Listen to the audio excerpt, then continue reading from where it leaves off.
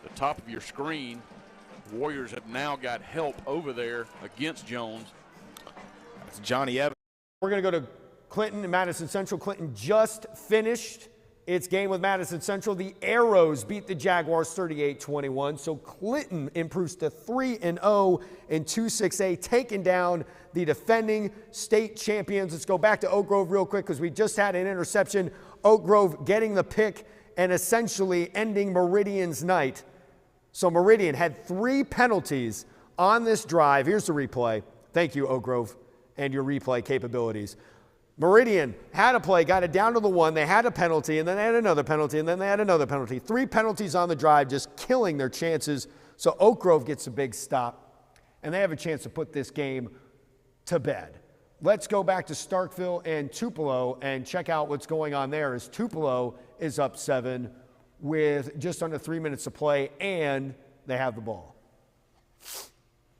With 3 wide receivers and a tight end here. Harrell's going to take the snap. He's going to drop back, look to the right. Now he's going to come back to the left. He's going to dance around, get rid of it to Witherspoon. Witherspoon catches it right along the line of scrimmage. Going to move forward for a gain of about 2. This is not a gimme field goal from here for Tupelo. Ball set up on that right hash. It's going to be... Ball's at the 28. If you kick it this way, about a 45-yarder now. Coach Jones calls a timeout. It's a smart timeout right there. Make Tupelo force their hand. We'll see what they decide to do here. 2:24 to go. If I'm Tupelo, I think I'm going for it here, Calvin. Yeah, this is a long field goal. I think you just take a shot at the end zone. You know, the long passes hasn't worked very well today, but you could get a pass interference penalty, which would set you up with a first and goal again. So I think the risk to reward ratio on kicking a field goal is very low for Tupelo, as in, you know, high risk, low reward. So I think you're right. I think they'd be smart to go for it here. And I'm with you. I mean, just throw it up. Okay, while Starkville and Tupelo are in timeout, we'll go to South Panola and South Haven. South Haven has the ball, up 28-21. So this game still within reach for South Panola. And, of course, there's a timeout. That's wonderful. There is a timeout at Oak Grove and Meridian. And now we need to go to Starkville and Tupelo because no one wants to see those commercials. So let's go to Starkville and Tupelo. Tupelo out of a timeout. 2 minutes, 24 seconds to go. And it looks like a 4th down and a field goal attempt to give them a 10-point lead. A 45-yard attempt on the way for Tupelo. Let's see if they can make it. The kick is up. It is no good. So Starkville not done yet. They're going to get one more crack at it. Down 7. So we're going to hang there because we've got timeouts across the board. Games are coming to an end. And this is a perfect time to take a commercial break. So that's exactly what we're going to do. We're going to take a commercial break, and then we're going to finish this thing out, which has just been a great night of high school football. When I was injured, I thought my season was over. I was determined to get back in the game. My Mississippi sports medicine surgeon drew up the perfect game plan.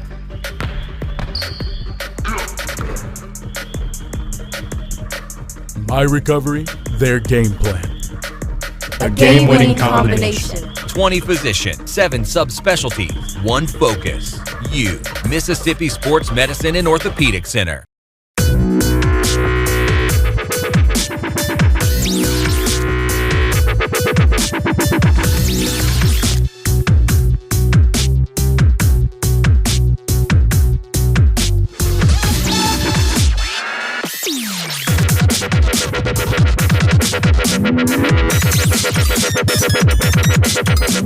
Visit the Mississippi Sports Hall of Fame and Museum, where legends come to live.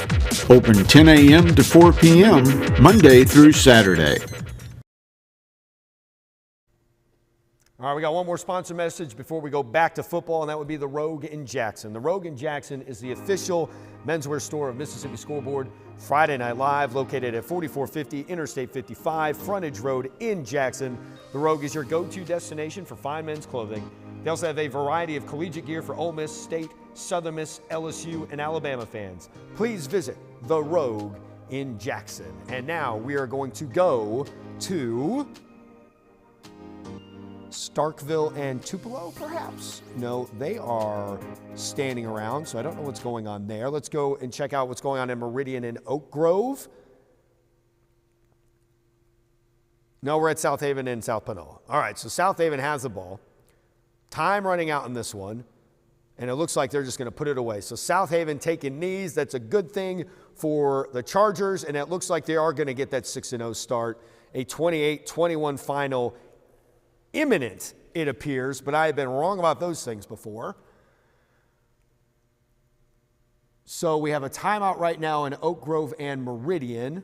The score says 13-12. I'm not sure if that's exactly what's happening. We're going to figure out in just a minute once they get out of that timeout. But we can go to Tupelo and Starkville. Tupelo and Starkville are in action. Starkville has the ball right now with a chance to go down the field and tie this game. Well, let's go to Starkville. Left, they got to get on the move here. Yeah, got to start moving quickly here if you're the Jackets. Give him 5 yards, same formation here. Going to run it right up with Cortland Cooper again, and he's going to be met in the backfield. You know, this is what we should have done last week when we aired it out 2 times to the end zone. But so 1 minute and 1 second left, in 1 minute and 1 second left in this ball game, and Coach Jones will use his last time out now. And it's going to be a 3rd and 8 situation. Ball's going to sit at the Starkville 48-yard line. So, all right, well, they got a timeout in Starkville. Let's go to Oak Grove and Meridian. They are coming out of a timeout. See, like I mentioned, 13-12. I'm not sure where that 2 came from, but it looks like, oh, they did get a safety. They did get the safety because Oak Grove is having to kick this thing off from their own 25. So Meridian no longer needs to score a field goal to tie the game. They can just win the whole thing. They have 40 seconds left, and they should get pretty good field position. Let's see how good this kickoff is deep in their own territory, and that is pretty solid. So fielded at the 16. Here comes the Meridian return man, and Oak Grove covers it fairly well. There's about 33 seconds left, and they've got a long way to go to see if they can get a score and pull off the upset at Oak Grove. Let's go back to Starkville now. The Yellow Jackets out of a timeout. They are ready to run a play down 7. Ruffin gets it knocked away. I believe it's knocked away. Ball's on the ground. Tupelo's picked it up. They're running for the end zone, but Ruffin going to tackle him down at the 28-yard line. He was back, pressured on him, and they knocked it out of his hands as he went to throw it. So that turnover right there, forced by the Tupelo defense, appears to be the nail in the coffin for Starkville tonight. Starkville's about to be 0-3 in region play. I don't think I would have believed that if you had told me that was going to be the case at the beginning of the year. Here's Meridian now. Still got a chance against Oak Grove, down 13-12. We'll let you know when that Tupelo game goes final, but let's listen live at Oak Grove. Clue on the range of the kicker for Meridian is I found no stats on him this week, but he looked pretty good in his previous field goal. When pregame he missed from 19. Well, that's a good thing to know. Smith again to put it in the air. Going to find Atterbury, reaches up and high points that one. Good catch by Fernando Atterbury. They're going to say Atterbury was in bounds when he went down. So clock is going to stop while they reset the chains. Or not. It's going to keep going. So again, now Meridian will call a timeout with 13 seconds remaining. I guess that clock should have stopped while they adjusted the chains, but it did stop momentarily. Crack squad to our left kept that one rolling, so the Warriors benefit this time. They were the victims of it in the first half, and they were able to now actually they put 2 seconds back on. So 15 seconds, which is probably the right situation. No, 2 seconds back on. Imagine that. Could have used that in the first half. The car somewhere along the way.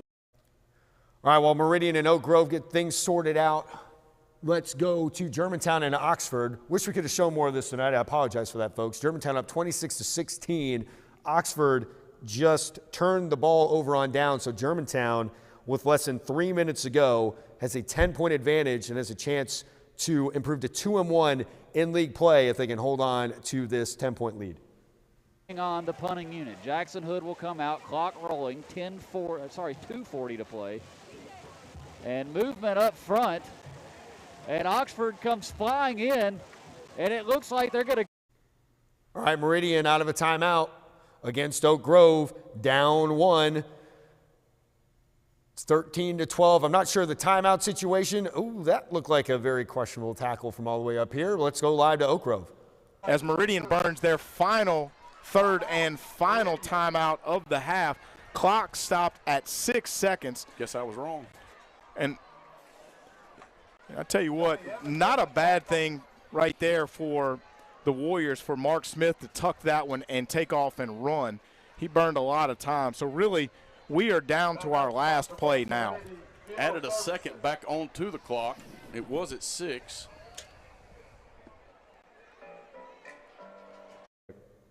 All right, while they're in timeout again in Meridian and Oak Grove, another play from Germantown and Oxford. Germantown trying to ice this bad boy. Germantown, 0-2. I think I misspoke earlier, in 6A Region 2. Oxford 1-2. And it doesn't look like Oxford is going to get things figured out. Remember, they had scored 40 or more in each of their first 4 games, but then they were shut out at Tupelo last week, and things not getting better tonight as Germantown is trying to put the finishing touches right now on a 10-point lead late in the fourth quarter. Well, what you hope is you get a win here and you make Oxford mad enough where they really do some soul searching and then pull off some upsets the rest of the way. Absolutely.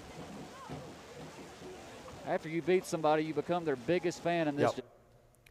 All right, Meridian and Oak Grove out of timeout, ready to run a play. 7 seconds left. Ooh, what are we going to get here, everybody? Taking a heave at the end zone. Here we go, and it is picked off. He's in bounds. Touchback. Oak Grove is going to win this one 13-12. What a wild finish between Oak Grove and Meridian. Oak Grove holding on for the victory. A very tough, gutsy victory, but they indeed do win 13-12.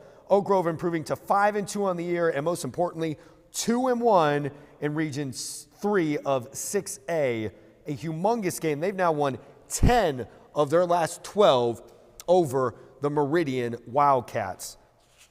So let's go now to Germantown and Oxford.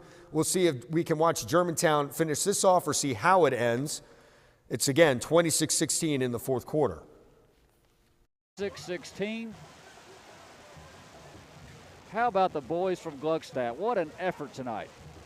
Yeah, can't say enough. I mean, very impressed. All 3 phases winning tonight. And the toughest division in the state of Mississippi. I mean, you look at the schedule, there is no doubt about it. It doesn't get any harder than District 2 6A. Timeout, Germantown. Actually, they're going to take the delay of game, will the Mavs, with 21 seconds to go. They'll run to the sideline, get some last-second instructions. What an effort. Just came out of the gate flying. And big plays down the field. Didn't have as many explosive plays in the second half. You got to give Coach Cutcliffe a lot of credit. You knew he'd make adjustments. They really limited those big plays, but Germantown found enough offense, and the defense played lights out. Absolutely. I also want to give Hayden Hope a lot of credit. His season-long field goal of 45 yards. That was big here in this second half. Hood trying to call for it out of that pistol set, and false start Germantown. And we have a final. The Clinton Arrows upset the Madison Central Jaguars 38-31 tonight. Wow. Well, we knew that Clinton team was going to get better. You talk about athletes all over the field. Those guys have them. Germantown pulling an upset here tonight. Hood in the shotgun. The offense still on the field, not in the kicking formation. He'll take it now. He'll boot it away. A pooch kick, a wobbler. Will hit at the 16. Take a beautiful roll inside the Oxford 5 and will die at the 2-yard line.